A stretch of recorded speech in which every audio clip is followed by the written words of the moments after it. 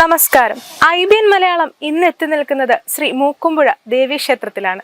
കരുനാഗപ്പള്ളിയുടെ പടിഞ്ഞാറ് കായലിനും കടലിനും മധ്യേ സ്ഥിതി ചെയ്യുന്ന ആലപ്പാട് ദേശത്തിലെ പണ്ടാരത്തുരുത്ത് എന്ന പ്രദേശത്തിലാണ് ശ്രീ മൂക്കുമ്പുഴ ദേവീക്ഷേത്രം സ്ഥിതി ചെയ്യുന്നത്.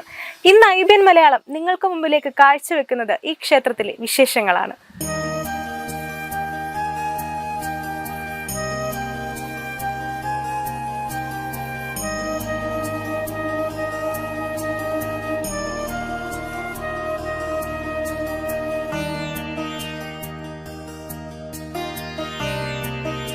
പൂർണ്ണമായും തേക്കുമരം, ചെമ്പ് തുടങ്ങിയവ ഉപയോഗിച്ച് പൗരാണിക ക്ഷേത്രങ്ങളിൽ ഉള്ളത്ര രീതിയിൽ കൊത്തുപണികൾ ചെയ്ത് പ്രൗഢഗംഭീരമായ ശ്രീ മൂക്കുമ്പുഴ ദേവീക്ഷേത്രം മലബാറിലെ കോഴിക്കോട് സാമൂതിരി കോവിലകത്ത് നിന്ന് സർവാഭിഷ്ടപ്രദായിനിയായ ദേവി സമുദ്രമാർഗം പൊന്മഴ കടൽ തീരത്ത് എത്തിച്ചേരുകയും അവിടെയുള്ള ബ്രാഹ്മണ ശ്രേഷ്ഠന്മാർ യഥാവിധി പ്രകാരം ആരാധന നടത്തിവരവെ ദേവിയുടെ അരുളിപ്പാട് മുഖേന ഉചിതമായ ദേവസ്ഥാനം അന്വേഷിച്ച് പള്ളിക്കലാറിന്റെയും അറബിക്കടലിന്റെയും സംഗമഭൂമിയായ പണ്ടാരത്തുരുത്ത് എന്ന പ്രദേശത്തെത്തുകയും പണ്ഡിത ശ്രേഷ്ഠർ ആരാധന നടത്തിവരികയും ചെയ്തു എന്നാണ് ഐതിഹ്യം.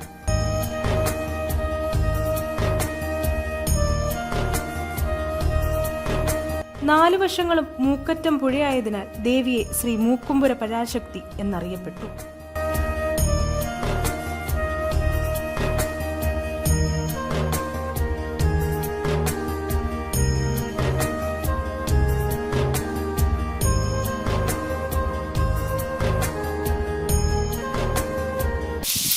ഞാൻ ശ്രീ മൂക്കുമ്പുഴ ദേവീക്ഷേത്രത്തിൻ്റെ സെക്രട്ടറിയാണ്. നമ്മുടെ ഈ പ്രദേശത്തെന്ന് പറയുന്നത് നമ്മുടെ ഈ നാടൊരു തീരദേശ മേഖലയാണ്. തീരദേശ മേഖല ഇവിടെ എന്ന് പറയുന്നത് ഏറ്റവും കൂടുതൽ മത്സ്യത്തൊഴിലാളികളും മറ്റ് സർക്കാർ ഇതര ജോലികൾ ചെയ്തു പോകുന്ന ആൾക്കാർ ജീവിക്കുന്ന ഒരു പ്രദേശം. ഈ പ്രദേശത്ത് നമ്മുടെ ചരിത്രപരമായിട്ടെന്ന് വെച്ച് കഴിഞ്ഞാൽ 9-ാം നൂറ്റാണ്ട് ആ ഒരു കാലഘട്ടത്തിലേക്ക് എന്ന് വെച്ച് കഴിഞ്ഞാൽ പോകുമ്പോൾ അന്ന് മുതലേ ഈ അതായത് ചോള രാജാക്കന്മാരുടെ കാലഘട്ടത്തിൽ മുതലെന്ന് വെച്ച് കഴിഞ്ഞാൽ ഇവിടെ പടയാളികളായിട്ടുള്ള സോൾജേഴ്സ് ആയിട്ടുള്ള ആൾക്കാർ ജീവിച്ചിരുന്ന ഒരു പ്രദേശമെന്നാണ്. അതായത് ദേവസ്വം ഭണ്ഡാരങ്ങൾ, ആ ദേവസ്വം ഭണ്ഡാരങ്ങളായിട്ടുള്ള ആൾക്കാർ ജീവിച്ചിരുന്ന ഒരു പ്രദേശം എന്നുള്ളതാണ് ഒരു കാഴ്ചപ്പാട്. അതിൻ്റെ ഭാഗമായിട്ടെന്ന് വെച്ച് കഴിഞ്ഞാൽ അവരുടെ ഒരു ആരാധനാമൂർത്തി അല്ലെങ്കിൽ എന്ന് വെച്ച് കഴിഞ്ഞാൽ ശിവസങ്കല്പത്തിലായിരുന്നു.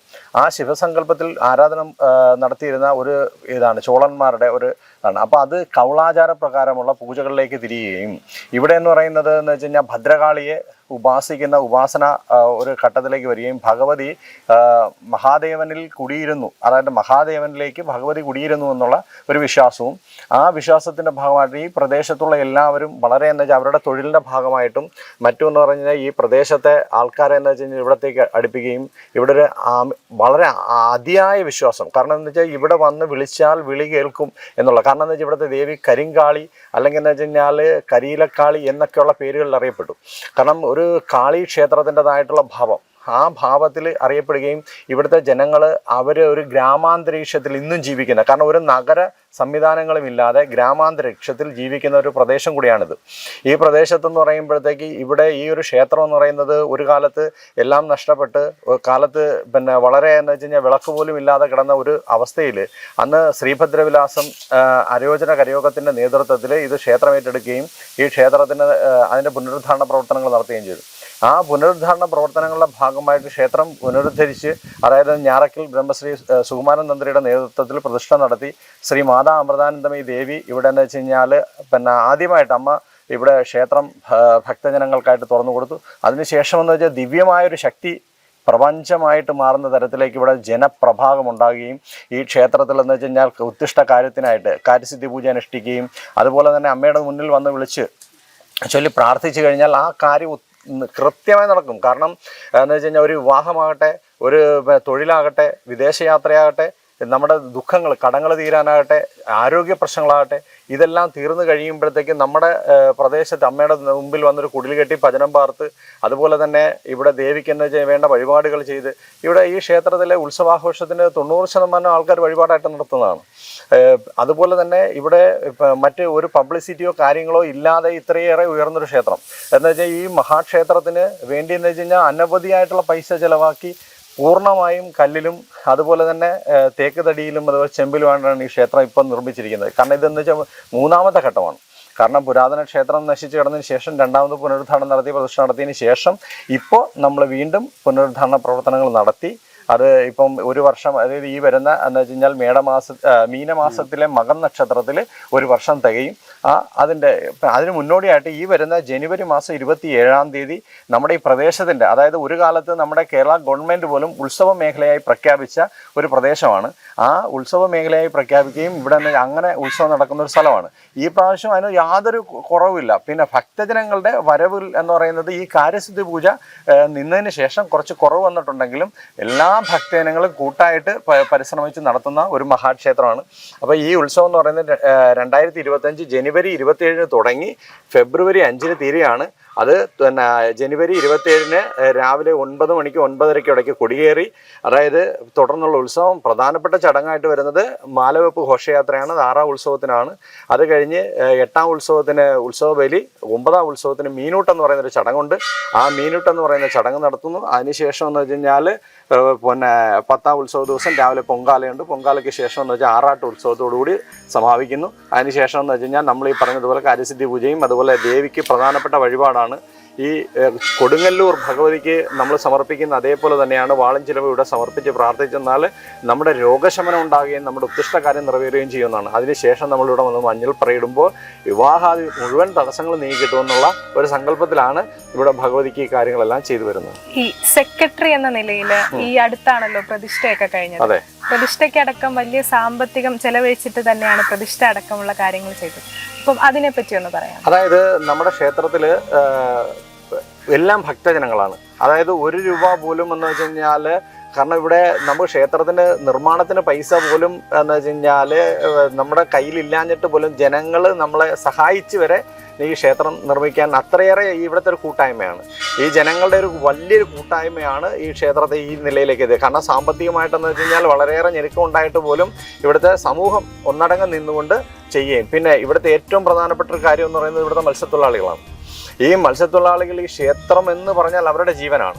അവർ അത്രയേറെ എന്ന് വെച്ചാൽ ഈ ക്ഷേത്രത്തിന് വേണ്ടി അവർ കൈയഴിഞ്ഞ് സഹായിച്ചിട്ടുണ്ട്. അതാണ് നമ്മുടെ ഈ ക്ഷേത്രം ഇത്രയും മനോഹരമായിട്ട് നമുക്കിവിടെ ചെയ്തെടുക്കാൻ സാധിച്ചത്. ഈ വിശ്വാസത്തിനപ്പുറത്തേക്ക് എല്ലാവരുടെയും കൂടിച്ചേരലാണ് ഈ അമ്പലത്തിന്റെ വിജയം എന്ന് കരുതുന്നുണ്ടോ? തീർച്ചയായിട്ടും ഈ പ്രദേശവാസികളുടെ അല്ലെങ്കിൽ ഈ പുറത്തുനിന്ന് വരുന്ന ഭക്തജനങ്ങളുടെ അല്ലെങ്കിൽ ഈ ഇതെന്ന് പറയുന്നത് ഈ ഒരു ഗ്രാമം, ഈ ഒരു കൊച്ചു ഗ്രാമമല്ല, ഈ ഒരു പഞ്ചായത്താകട്ടെ, ഈ ഒരു താലൂക്കാകട്ടെ, ഈ കൊല്ലം ജില്ലയിലെ കേരളത്തിൽ, അത് നേരത്തെ പറഞ്ഞല്ലോ, കാസർഗോഡ് മുതലുള്ള ആൾക്കാർ വരെ ഇവിടെ വരികയും തമിഴ്നാട്ടിൽ നിന്ന് വരെ, അതായത് നേരത്തെ ഇവിടെ ഒരു കമ്മിറ്റി ഉണ്ടായിരുന്നു ദേവിക, അത് ഭക്തജനങ്ങളുടേതായിട്ടുള്ള ഒരു കമ്മിറ്റി ഉണ്ടായിരുന്നു. അത് തമിഴ്നാട്ടിൽ നിന്നുള്ള ഒരാളായിരുന്നു എൻ്റെ പ്രസിഡന്റ്. അപ്പോൾ അങ്ങനെ എന്ന് വെച്ച് കഴിഞ്ഞാൽ ഭക്തജനങ്ങളുടെ, അതായത് ദേവിയുടെ ഒരു അതായത് എന്ന് വെച്ചാൽ വിശ്വാസികളുടെ ഒരു കൂട്ടായ്മ തന്നെ ഉണ്ടായിരുന്നു. അപ്പോൾ അത്രയേറെ വിദേശത്തുനിന്ന് പോലും ആൾക്കാർ പല കാര്യങ്ങൾ സാധിക്കുന്നതിന് വേണ്ടിയിട്ട് പ്രാർത്ഥിക്കുകയും അവർ വന്ന് വഴിപാടുകൾ ചെയ്യുകയും ചെയ്യുന്നു. ഇപ്പം നമുക്ക് ദേവിക്ക് എന്ന് വെച്ച് കഴിഞ്ഞാൽ ഒരു സ്വർണ്ണപ്പൊട്ട് വാങ്ങി വെച്ചാൽ ആ ദേവി ആ കാര്യം സാധിച്ചു കൊടുത്തതിന് ശേഷമാണ്. സാറിന് ഒരു അമ്പലത്തിൽ നമ്മളെന്ന് വെച്ച് കഴിഞ്ഞാൽ ഒരു പൊട്ട് വാങ്ങിക്കൊണ്ടുവന്ന് വെക്കുന്നത് അവരുടെ കാര്യം നടക്കാൻ വേണ്ടിയിട്ടാണ്. പക്ഷേ ഇവിടെ അങ്ങനെയല്ല. ഇവിടെ നമ്മൾ കാര്യം സാധിച്ചതിന് ശേഷമാണ് അവിടെ കൊണ്ടുവയ്ക്കുന്നത്. അതങ്ങനെയുള്ള വളരെ വിശ്വാസമുള്ള ഒരു ക്ഷേത്രമാണ്. ഈ വരുംകാല ഭരണസമിതിയുടെ അല്ലെങ്കിൽ ക്ഷേത്ര സമിതിയുടെ പരിപാടികൾ എന്തൊക്കെയാണ്? നമ്മുടെ ക്ഷേത്രം നമ്മൾ അടുത്ത കാലഘട്ടത്തിലേക്ക് നമ്മൾ ചിന്തിക്കുന്ന പ്രധാനപ്പെട്ട പരിപാടികൾ എന്ന് പറയുന്നത്, ഇവിടെ ഈ ക്ഷേത്രത്തിൻ്റെ വികസന പ്രവർത്തനങ്ങൾ നടന്നുകൊണ്ടിരിക്കുകയാണ്. ഇത് പൂർത്തീകരിച്ചിട്ടില്ല. കാരണം എന്താ വെച്ചാൽ ഇതിൻ്റെ ചുറ്റുമതിലുണ്ട്.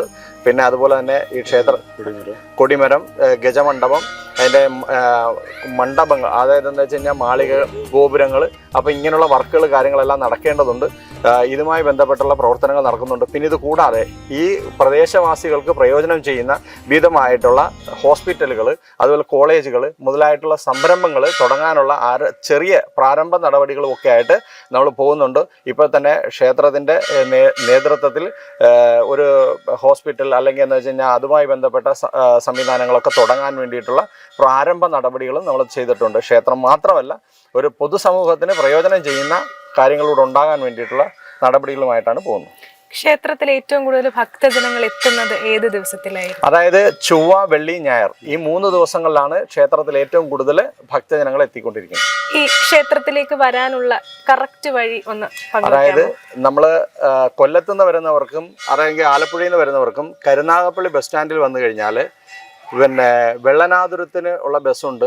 അതുപോലെ തന്നെ നമ്മുടെ ലാലാജി ജംഗ്ഷൻ എന്ന് പറയുന്നത്, അതൊക്കെ ബസ് സ്റ്റാൻഡ് കഴിഞ്ഞ് ശകലം തെക്കോട്ട് വന്നു കഴിഞ്ഞാൽ ലാലാജി ജംഗ്ഷൻ. ആ ലാലാജി ജംഗ്ഷനിൽ നിന്ന് ഒരു 4.5 കിലോമീറ്ററാണ് നമ്മുടെ ക്ഷേത്രത്തിലെത്താൻ. നേരെ പണിക്കർകടവ് പാലം കയറി ലെഫ്റ്റിലേക്ക് തിരിഞ്ഞു കഴിഞ്ഞാൽ നമ്മുടെ ക്ഷേത്രത്തിൽ എത്താൻ പറ്റും. കരിയിലകളാൽ മൂടിക്കിടന്ന ഈ പ്രദേശത്ത് ദേവിക്ക് കാവലാളായി നാഗദൈവങ്ങളും ഉണ്ടായിരുന്നു.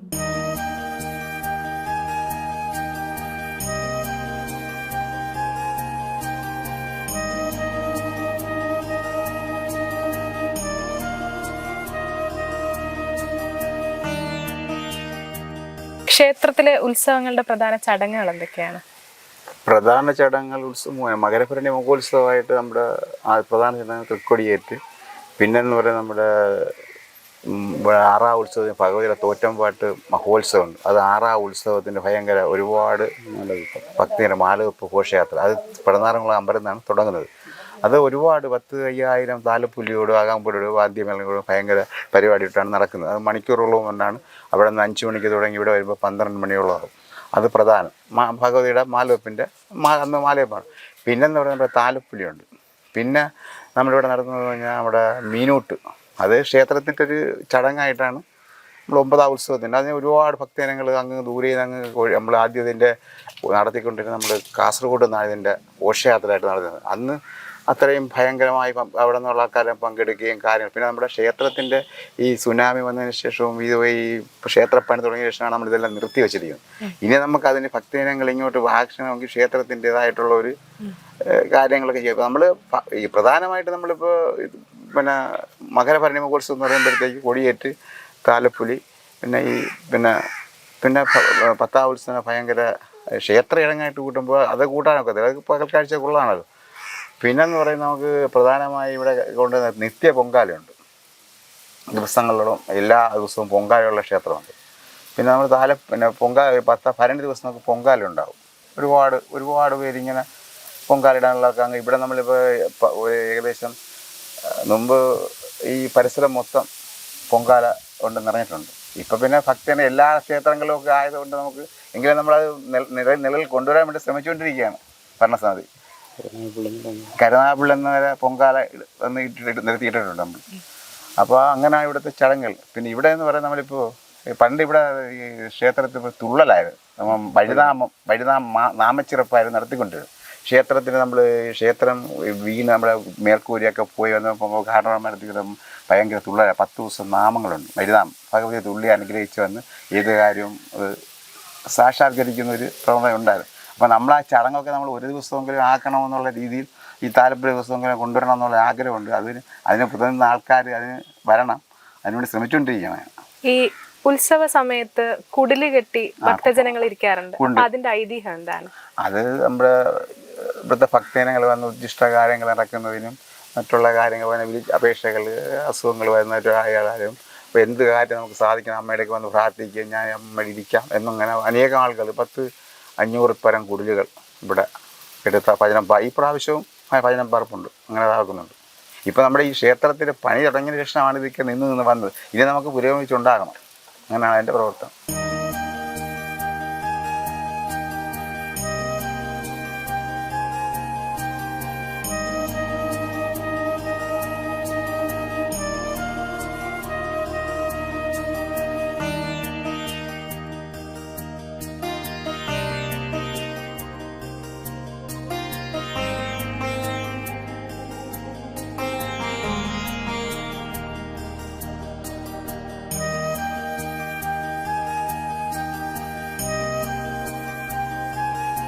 ക്ഷേത്രത്തിൻ്റെ ഐതിഹ്യം എന്ന് പറയുന്നത്, ഇടപ്പള്ളി മനയിൽ നിന്നും ഒരു കൂട്ടം ഭക്തജനങ്ങൾ ഇവിടെ തെക്കൻ പ്രദേശത്തേക്ക് യാത്ര ചെയ്തുകൊണ്ട് അങ്ങനെ വന്ന സമയത്ത് ഇവിടെ എല്ലാ ഭാഗത്തും അതിശക്തമായിട്ടുള്ള ഈ പുഴയായിരുന്നു. ഇവിടെ എല്ലായിടത്തും പുഴയായിരുന്നു. അപ്പോൾ അങ്ങനെ വരുമ്പോഴേക്കും അവർ വന്ന വഞ്ചി ഇവിടെ കരയിൽ ഉടയ്ക്കാൻ ഇടയായി. അപ്പോൾ അവർക്ക് മുന്നോട്ട് യാത്ര ചെയ്യാൻ പറ്റാത്തൊരു അവസ്ഥയിലേക്ക് എത്തി. അങ്ങനെ അവർ സന്ധ്യയായി. അപ്പോൾ അന്നൊക്കെ ആഹാരമൊക്കെ അവർ വന്ന വഞ്ചിയിൽ തന്നെ വേവിച്ച് കഴിക്കുന്നൊരവസ്ഥയിലാണ്. രാത്രിയിൽ ഇങ്ങനെ ഉറങ്ങിക്കിടന്ന സമയത്ത് ഒരു അശരീരി പോലെ കേട്ടു, ഞാനിനി എങ്ങോട്ടുമില്ല, ഞാൻ ഈ സ്ഥലത്ത് തന്നെയാണ് ഭജിക്കാൻ ആഗ്രഹിക്കുന്നത്. അതോടൊപ്പം തന്നെ ഇവിടുത്തെ ജനങ്ങളുമായും നിങ്ങളെല്ലാവരും കൂടെ ചേർന്ന് ഇവിടെ ഭജനം പാർത്ത് എന്നെ സ്മരിച്ച് ഇവിടെ തന്നെ കഴിയുക. അങ്ങനെ അദ്ദേഹം പെട്ടെന്ന് തന്നെ അവരുടെ കൂടെയുള്ള എല്ലാവരെയും വിളിച്ചു. ഇങ്ങനത്തെ ഒരു അശരീരി കേട്ടിട്ടുണ്ട്, അതുകൊണ്ട് നമുക്കിനി ഇങ്ങോട്ട് മുന്നോട്ടിനി യാത്രയില്ല, നമ്മളിവിടെ തന്നെ താമസിച്ച് ഭഗവതിയെ ഭജിച്ച് താമസിക്കാനാണ് ആഗ്രഹിക്കുന്നത്, അതുകൊണ്ട് നമുക്കിവിടെ തന്നെ തുടരാമെന്ന് അവർ എല്ലാവരും കൂടെ തീരുമാനിക്കുകയും അങ്ങനെ ഈ പ്രദേശം മൂക്കറ്റം പുഴയായിരുന്നു. എന്ന് വെച്ചാൽ അത്രയ്ക്കും വലിയ ആഴമുള്ള സ്ഥലങ്ങളാണ് ഇവിടെ മുഴുവൻ. കാലാന്തരത്തിൽ ഇതിങ്ങനെ രൂപപ്പെട്ട് മാറ്റിയതാണ്. അങ്ങനെ ആണ് ഇവിടെ മൂക്കുംപുഴ എന്ന ക്ഷേത്രത്തിന് പേര് വന്നത്. മുൻകാലങ്ങളെന്ന് വെച്ച് കഴിഞ്ഞാൽ ഇതുമാതിരി ചെറിയ ഒരു പഴയ കല്ലിൽ തീർത്തൊരു പിന്നെ ഇതും ഈ പറയുന്ന ഒരു ഫൗണ്ടേഷനും അതോടൊപ്പം തന്നെ ഒരു വിഗ്രഹം. അന്ന് ഈ വിഗ്രഹം ഇവിടെ നിലവിലുണ്ടായിരുന്നതാണ്. അഷ്ടകോണോട് കൂടിയ ഒരു ശിവലിംഗത്തിലാണ് ഇവിടുത്തെ പ്രതിഷ്ഠ സ്ഥിതി ചെയ്യുന്നത്. അപ്പം അതിനെ ഭഗവതിയുടെ രീതിയിൽ അതിനെ ലയിപ്പിച്ചാണ് നമ്മുടെ ഭദ്രകാളി സങ്കല്പത്തിലാണ് ഇവിടെ പൂജാവിധികൾ നടത്തിക്കൊണ്ടിരിക്കുന്നത്. പിന്നെ ക്ഷേത്രത്തിലേക്ക് കൂടുതൽ ആൾക്കാർ എത്തുന്നത് എന്ത് കാര്യസിദ്ധിക്ക് വേണ്ടിയിട്ടാണ്? ഇവിടെ കാര്യസിദ്ധി എന്ന് പറയുമ്പോഴേക്കെന്ന് പറഞ്ഞു കഴിഞ്ഞാൽ ഇവിടെ 2-3 തരം നല്ല വഴിപാടുകൾ നടക്കുന്നു. വഴിപാടുകളെന്ന് പറയുമ്പോഴേക്ക് തന്നെ ഇവിടെ കാര്യസിദ്ധി പൂജ നടത്തിയിരുന്ന സമയങ്ങളിൽ 5000-ത്തിലധികം ആൾക്കാർ ഇവിടെ രസീത് എഴുതി പൂജ എടുത്തുകൊണ്ടിരുന്നു. 5000-ത്തിലധികം ആളുകൾ. അതോടൊപ്പം തന്നെ അതിന് ഉള്ള ബസ് സൗകര്യങ്ങളും എല്ലാം നമ്മളതിൻ്റെ സംവിധാനങ്ങൾ ചെയ്തു.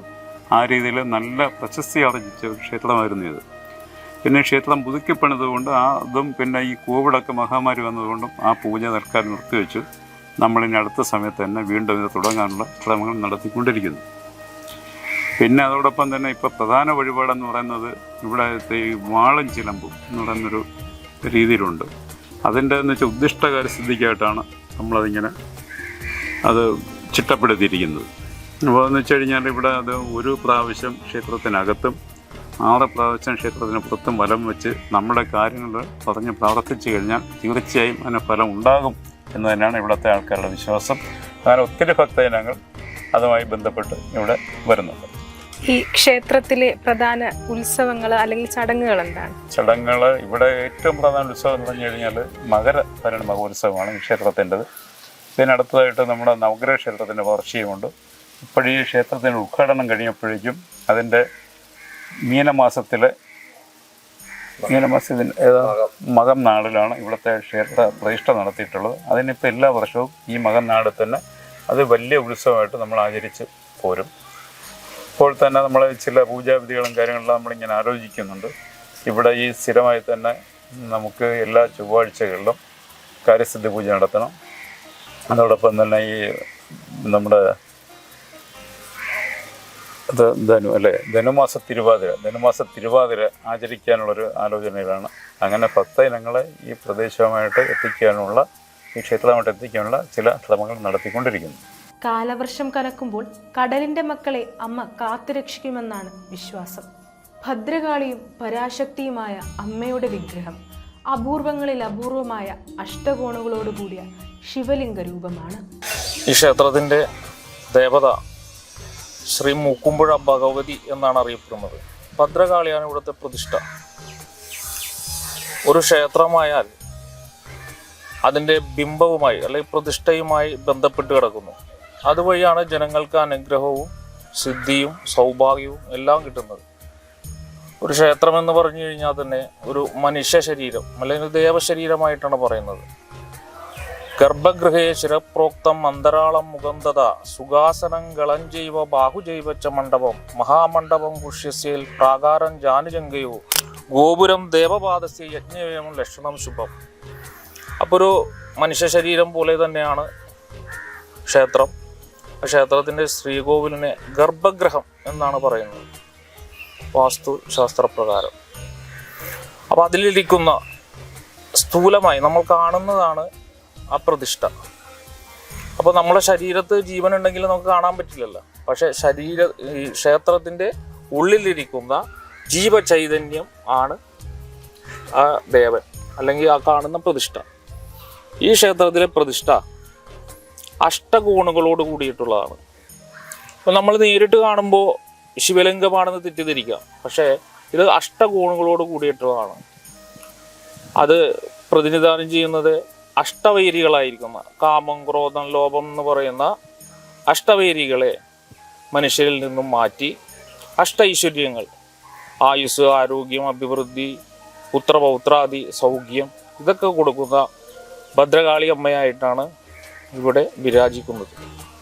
അതുവഴി അനേകായിരം ജനങ്ങൾക്ക് അതിൻ്റെ ഗുണം കിട്ടുന്നുണ്ട്.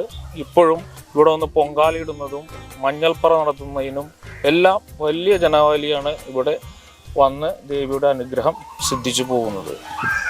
തിരുമേനി എത്ര വർഷമായിട്ട് ഇവിടെ ഉണ്ട്? ഞാൻ വന്നിട്ട് അധികം കാലമായില്ല. എന്തോ ദേവിയുടെ ഒരു അനുഗ്രഹം, എൻ്റെ ഉപാസന പൂർത്തിയായത് കാരണമായിരിക്കും ഈ ഇത്രയും കോടിക്കണക്കിന് രൂപ മുതലാക്കി ഇത്രയും ഭംഗിയോടുകൂടി ചെയ്തിരിക്കുന്ന ഈ അമ്പലത്തിൽ ബാലാലയത്തിലൂടെ. അപ്പോൾ 2 വർഷമായിട്ടുള്ള ഞാൻ വന്നിട്ട്. ഞാൻ വന്നതിന് ശേഷമാണ് ഇവിടുത്തെ പ്രതിഷ്ഠയും കാര്യങ്ങളുമൊക്കെ കഴിക്കുന്നത്. അത് ദേവിയുടെ ഒരു അനുഗ്രഹമായിട്ട് കാണുന്നു.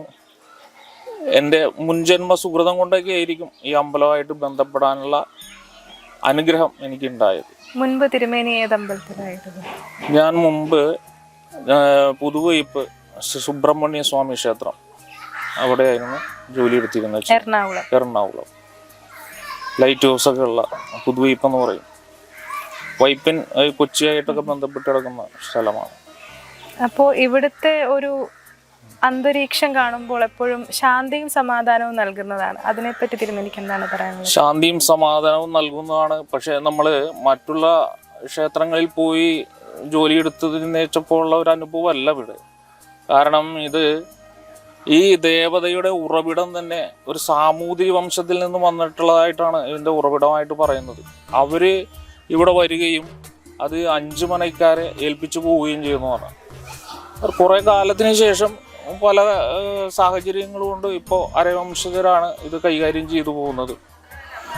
അപ്പോൾ ഈ ചൈതന്യം നമ്മൾ ശ്രീകോവിലേക്ക് കയറി കഴിയുമ്പോൾ ഒരു രാജകല അവിടെ, അല്ലെങ്കിൽ ഒരു ദൈവികമായ രാജകലയോടുകൂടി ഒരു ചൈതന്യം നമ്മളെ സ്വാധീനിക്കുന്നുണ്ടായിട്ട് നമുക്ക് തൊട്ടറിയാൻ സാധിക്കുന്നുണ്ട്. നമ്മൾ പല ഭക്തന്മാർക്കും വേണ്ടിയിട്ടുള്ള പ്രാർത്ഥനകളെല്ലാം ഞൊടിയുടെ അതിൻ്റെ ഫലം കിട്ടുന്നതായിട്ടാണ് അനുഭവത്തിൽ വന്നിട്ടുള്ളത്. ഈ കാര്യസിദ്ധി പൂജ അല്ലെങ്കിൽ ഉത്സവവുമായി ബന്ധപ്പെട്ട മീനൂട്ട് അല്ലെങ്കിൽ ഈ കുടില് കെട്ടിയിരിപ്പ്, അതിനൊക്കെ ധാരാളം ഭക്തർ വരുന്നുണ്ട്. അപ്പൊ അതിന് പിന്നിൽ ഒരു ഐതിഹ്യം. കാര്യസിദ്ധി പൂജ ഏകദേശം തുടങ്ങിയത് ഇവിടെ നിന്നാണെന്ന അറിവ്. അത് കൊറോണയോടുകൂടി മുടങ്ങിപ്പോവുകയാണ് ചെയ്തത്. പിന്നീട് വലിയൊരു സാമ്പത്തിക ബുദ്ധിമുട്ടുണ്ടായിരുന്നു. അതിനുശേഷം ഇനിയിപ്പോൾ ഉത്സവത്തിനോടനുബന്ധിച്ച് തുടങ്ങുവാനാണ് തീരുമാനമെന്നാണ് ഞാൻ അറിഞ്ഞത്. മീനൂട്ട് ഈ കേരളക്കരയിൽ ആദ്യമായിട്ട് തുടങ്ങിയത് ഇവിടെ വെച്ചാണ്. അപ്പോൾ നമ്മൾ മത്സ്യം പിടിക്കുന്നത് മാത്രമല്ല, അത് അവരുടെ ഒരു തൊഴിലും കൂടിയാണല്ലോ. അപ്പോൾ അതിനോടനുബന്ധിച്ച് മത്സ്യത്തെ തന്നെ ദേവതയായിട്ട് സങ്കല്പിച്ച്, അല്ലേ, ഉപജീവന മാർഗമാണ് ഏറ്റവും പ്രധാനം. അപ്പോൾ ആ മത്സ്യത്തെ തന്നെ ദേവതയായിട്ട് സങ്കല്പിച്ച് അതിന് അന്നം കൊടുക്കുന്ന, അല്ലേ, ഒരു വിശിഷ്ടമായ ദിവസമായിട്ടാണ് മീനൂട്ടിന് പറയുന്നത്. ഉത്സവത്തിനോടനുബന്ധിച്ച് തോറ്റമ്പാട്ടുണ്ട്. അതിന് 6-ാം ദിവസം ദേവി കല്യാണം കഴിക്കാനായിട്ട് പരമശിവൻ വരുന്നതായിട്ടൊക്കെയാണ് സങ്കല്പം. അപ്പോൾ അന്ന് ഒരു കല്യാണത്തിൻ്റെ, ഒരു ദേവിയുടെ കല്യാണമായിട്ടൊക്കെയാണ് ഈ 6-ാം ദിവസം അറിയപ്പെടുന്നത്. ഒരുപാട് ജനങ്ങൾ വന്ന് തൊഴുത് അവരുടെ മാംഗല്യഭാഗ്യമൊക്കെ സിദ്ധിക്കുന്നതിനൊക്കെ ഇടമായിട്ട് മാറിയിട്ടുണ്ട് മുക്കുമ്പുഴ ഭഗവതി ക്ഷേത്രം. ഈ ഉത്സവമല്ലാതെ സപ്താഹം, നവാഹം അങ്ങനെ എന്തെങ്കിലും ചടങ്ങുകൾ ക്ഷേത്രത്തിലുണ്ടോ? സപ്താഹം ആയിട്ടൊന്നും ഇവിടെ തുടങ്ങിയിട്ടില്ല. എങ്കിൽ തന്നെ 365 ദിവസവും ഇവിടെ ഭാഗവതം വായിക്കുന്നുണ്ട്. അത് ഭാഗവതക്കാർ ഓരോരുത്തരും മാറി മാറി വന്നാണ് വായിക്കുന്നത്. എങ്കിലും 365 ദിവസവും ഇവിടെ വായന വഴിപാടായിട്ട് നടത്തുന്നുണ്ട്. ഉദ്ദിഷ്ടകാര്യ സിദ്ധിക്കായി നിരവധി ഭക്തർ ക്ഷേത്രത്തിലെത്തുന്നു. വിളിച്ചാൽ വിളിപ്പുറത്താണ് ദേവി എന്നാണ് ഭക്തരുടെ വിശ്വാസം. ചേച്ചി എവിടെ നിന്നാണ് വരുന്നത്? ഞാനിവിടെ അടുത്ത് മരുതൂർക്കുളങ്ങരയിൽ നിന്നാണ് വരുന്നത്. അപ്പം അമ്പലത്തിലേക്ക് സ്ഥിരം എത്താറുള്ള ആളാണോ? ഇല്ല, ഞാനിപ്പോൾ 2-3 മാസം കൊണ്ടാണ് ഈ അമ്പലത്തിൽ വരാൻ തുടങ്ങി. ഇങ്ങനെ കേട്ടറിഞ്ഞു. അപ്പോൾ ഇവിടെ വന്ന് വിളിച്ചു കഴിഞ്ഞാൽ വിളിപ്പുറത്താണ് അമ്മ. പിന്നെ ഇവിടെ നവഗ്രഹങ്ങൾക്ക് പൂജ ചെയ്യാനാണ് ഞങ്ങൾ എല്ലാ മാസവും വന്നുകൊണ്ടിരുന്നത്. ഏതെങ്കിലും കാര്യങ്ങൾ സാധിച്ചിട്ടുണ്ടോ അങ്ങനെ? സാധിച്ചു. പ്രാർത്ഥിക്കുന്ന കാര്യങ്ങളെല്ലാം അമ്മ സാധിച്ചു തന്നിട്ടുണ്ട്. വിളിപ്പുറത്താണ് നല്ല, അങ്ങനെ ഞങ്ങൾ കേട്ടറിഞ്ഞു. അമ്മ വിളിച്ചു കഴിഞ്ഞാൽ വിളിപ്പുറത്താണ്, എല്ലാ കാര്യങ്ങളും സാധിച്ചു തരുമെന്ന് പറഞ്ഞ്. പിന്നെ ഇപ്പം കഴിഞ്ഞ മാസം മുതൽ ഞങ്ങൾ വന്ന് അമ്മയെ തൊഴാറുണ്ട്. ഇനിയും വരണമെന്നാണ്.